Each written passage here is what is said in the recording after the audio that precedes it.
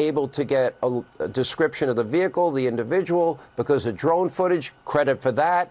But why did he have any access to that distance with that rifle around a president? That has to be asked. That has to be answered. Sean, those are excellent questions that we do need to have answered. This is our continuing coverage of today's breaking news.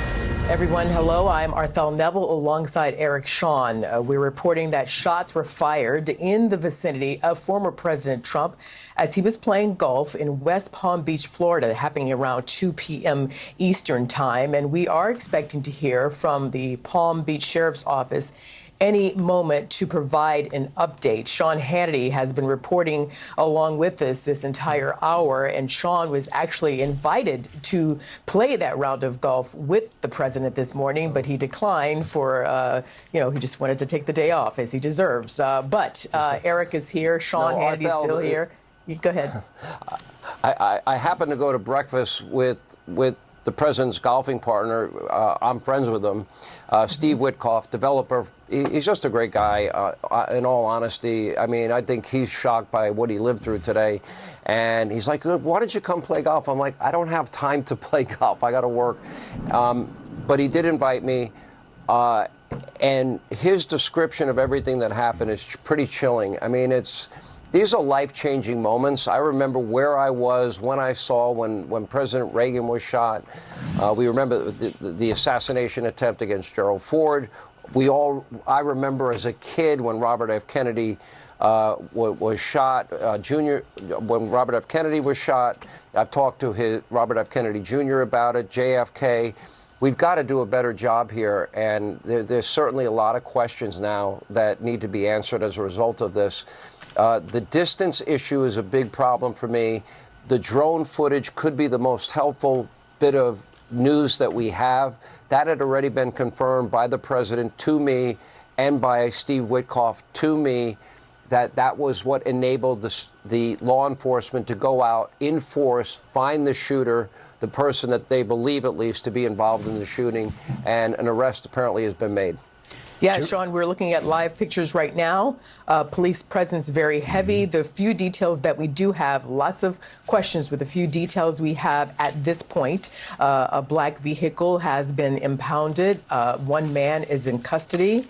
A gun has been recovered. An AK-47 long-range rifle has been recovered. And we are looking for more answers in terms of your very pertinent question, Sean, that you're raising, which is the perimeter surrounding the former president, whether it's President Trump or President Biden or any other elected official. Party affiliation does not matter. Protection is what counts. And those are some of the questions that you're raising, and we hope to get answers, because given the state of things these days, and especially in light of what happened on July 13th, the attempted assassination on the former president, the Secret Service will be held to the fire, and everyone wants answers. Everyone deserves answers. You know, one thing Eric Trump said to me was actually, and he was kind of choked up when he said it to me, my father is running out of lives here. How many more rifles are going to be within assassination distance of my father? And he said it with great passion and love, as somebody who himself, he is an incredible marksman.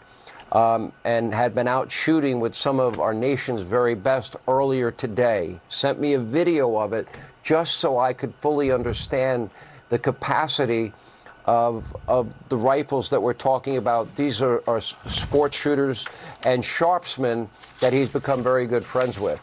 Now, with that said, when this incident happened, immediately, not only did the Secret Service secure the president, get on him, quickly get him on a golf cart that has high-speed capability, whisked him out of the area into the clubhouse. They closed down the golf course. They got everybody else to safety. And within seconds, the way my friend Steve Witkoff described it to me was they had Secret Service agents with tripods. They had identified immediately the area where the shots had come from.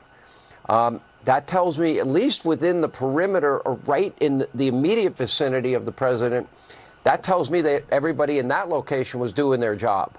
But that is not the big question. The big question is, if you're within a couple of 100 yards of a elected official, a presidential candidate, a former president, you cannot have any situation where you have somebody with any high-powered rifle around them. And that is a question that's going to have to be answered, and answered very quickly. All right, Sean, listen, stand by for us. We're looking at a live shot here of heavy police coverage there in West Palm Beach, Florida, near Dixie Highway, if you're familiar with the area.